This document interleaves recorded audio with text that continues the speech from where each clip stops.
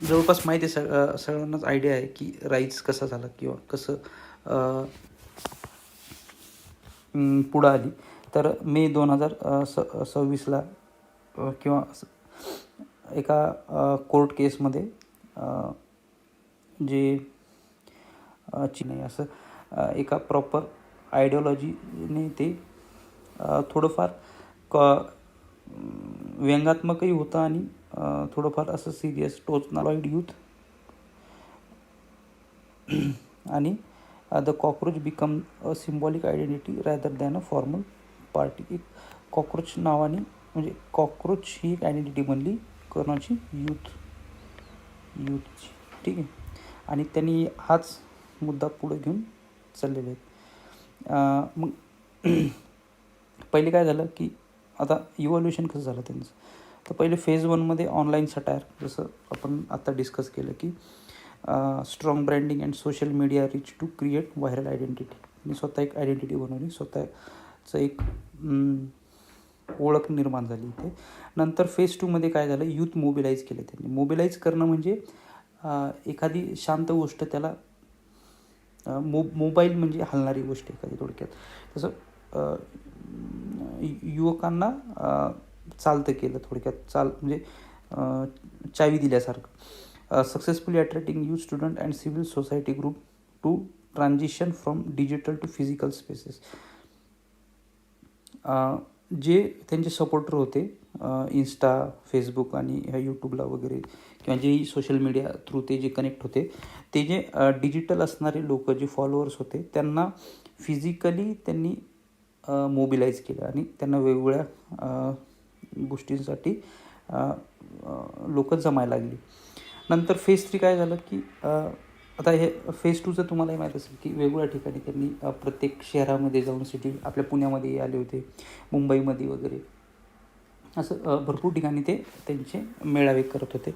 नंतर phase 3मध्ये national prostate movement, जे आता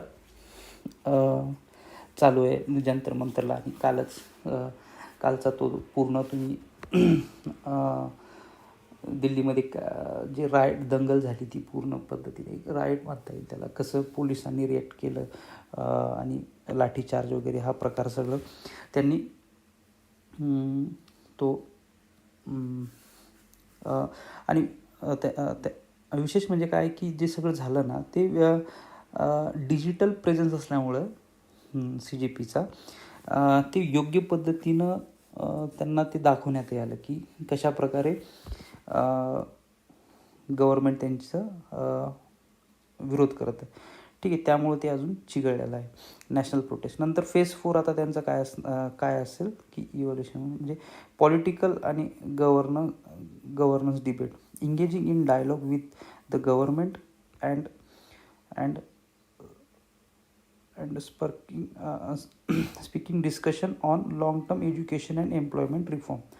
यावर त्यांचा आता फोकस हळूहळू शिफ्ट झालेला आहे, जो की म्हणजे सगळ्यात महत्त्वाच्या डिमांड्स काय आहेत ना यांच्या, की म्हणजे एज्युकेशन, म्हणजे इम्पॉर्टंट गोष्ट एज्युकेशन आहे, यूथ आहे, एम्प्लॉयमेंट, असं सध्याच्या त्या पॉलिटिकल आणि या पॉलिटिकल डिमांड्स आहेत. जसं इथं दिलेलंच की कोर डिमांड्स आणि प्रायोरिटीज काय आहेत. तर examination integrity, demand for full accountability, सगळ्यात महत्त्वाचं गव्हर्नन्स, पॉलिटीचा जो गव्हर्नन्स आपला टॉपिक आहे, त्यामध्ये सगळ्यात महत्त्वाचा शब्द आहे तो अकाउंटेबिलिटी. हा खूप इम्पॉर्टंट शब्द आहे, अकाउंटेबिलिटी. यावर पूर्ण म्हणजे सध्या काय होतं की जी एक्झाम वगैरे झाली, नीटची एक्झाम वगैरे जी झाली, आणि जे एक्झाम लीक होती जी सध्या झालेली, त्यावर असं कोणी स्ट्रॉंगली रिस्पॉन्सिबिलिटी त्याची घेतलेली नाही आहे.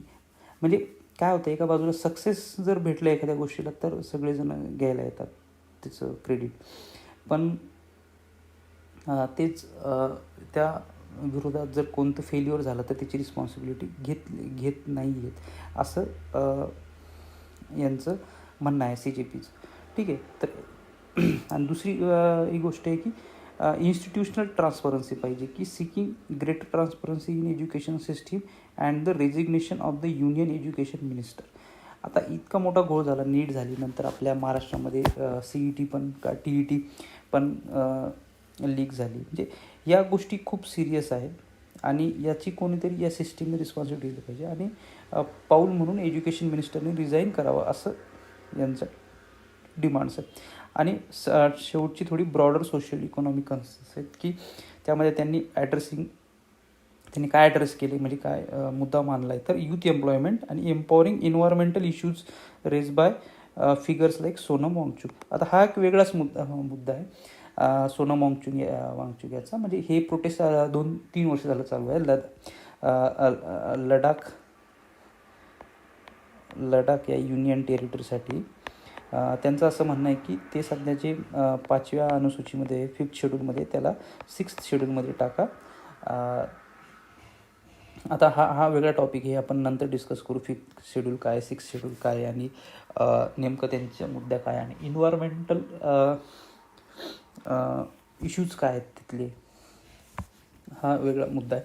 आणि जर तुम्हाला याबद्दल डिटेल पाहिजे असेल तर तुम्ही सर्च करू शकता. त्यांचं चॅनल पण आहे यूट्यूबला, त्यांनी हा मुद्दा खूप डिटेलमध्ये सांगितलेला आहे. ठीक आहे.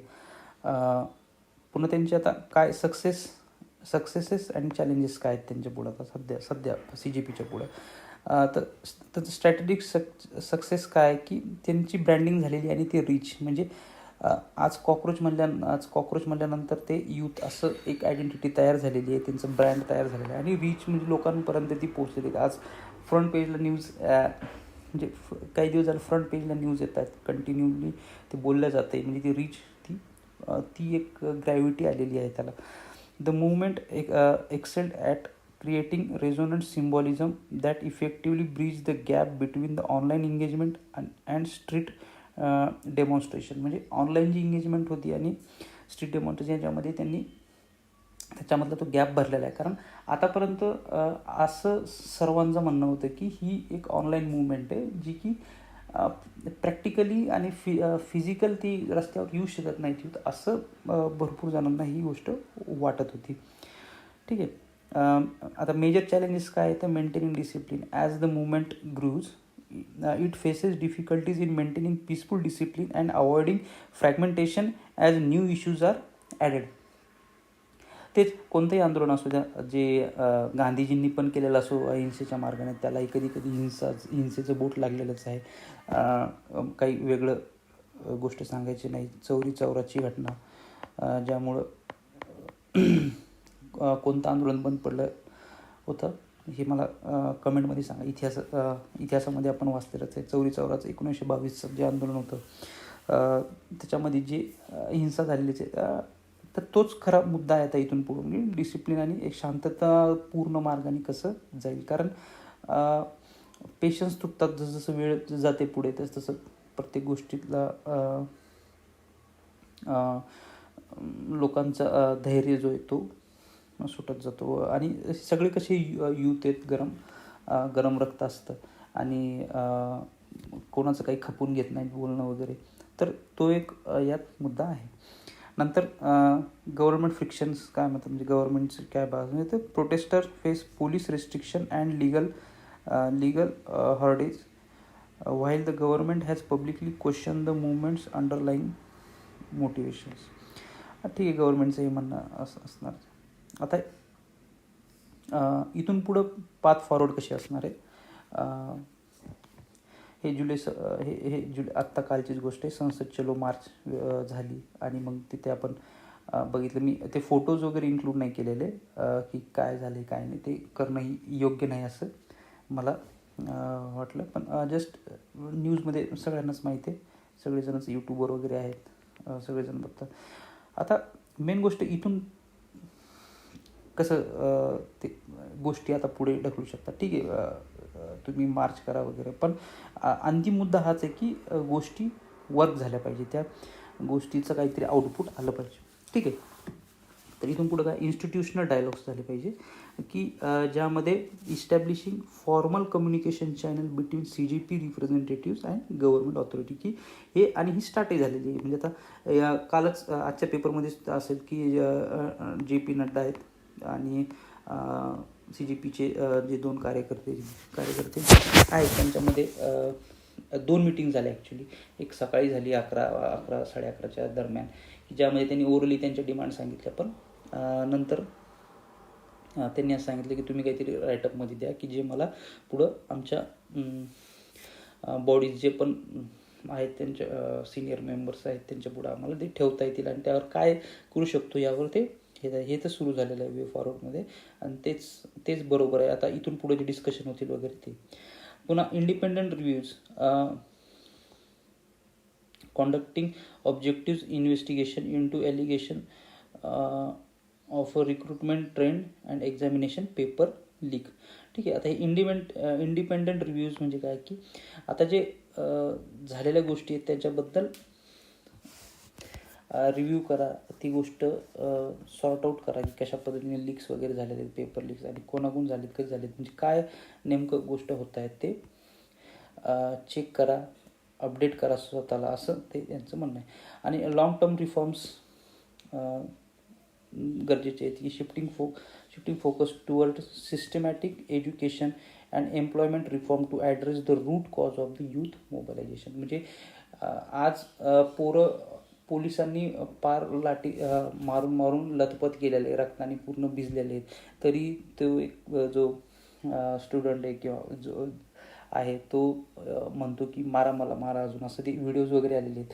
तर ही इथपर्यंत जायची काय गरज आहे, एवढं यूथला काय करायचं आहे. तर ते 2च गोष्टी आहेत की एक सिस्टमॅटिक एज्युकेशन किंवा स्किल असतील काय असेल ते देणे आणि एम्प्लॉयमेंट कशी येईल आणि कशा पद्धतीने येईल, हा शेवटचा मुद्दा आहे.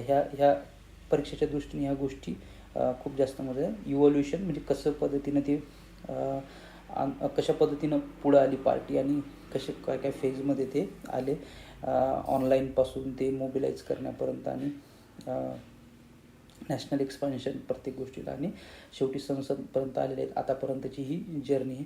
नंतर त्यांच्या डिमांड्स आणि प्रायोरिटीज काय आहेत की डिमांड्स काय आहेत की एक्झाम रिलेटेड, एक्झाम नीट म्हणजे पेपर लीकबद्दल आणि इन्स्टिट्यूशन ट्रान्सपरन्सी असावी, कोणीतरी जिम्मेदार असावं त्या गोष्टीला, नाहीतर हे असंच चालू राहणार आहे. आणि पुढं इन्व्हायरमेंट वगैरे ह्या गोष्टी अशा त्यांच्या डिमांड्स आहेत. नंतर सक्सेस अँड चॅलेंजेस काय आहेत की सक्सेस काय की त्यांनी ऑनलाईनपासून यूथला फिजिकल रस्त्यावर आणलेलं आहे. हे ब्रँड आणि रीच वगैरे वाढलेलं आहे. चॅलेंजेस तेच डिसिप्लिन मेंटेन करणं आणि इथून पुढं त्यांना संविधानिक किंवा लीगल मार्गाने पुढे गेलं तर हे योग्य राहील. ठीक आहे.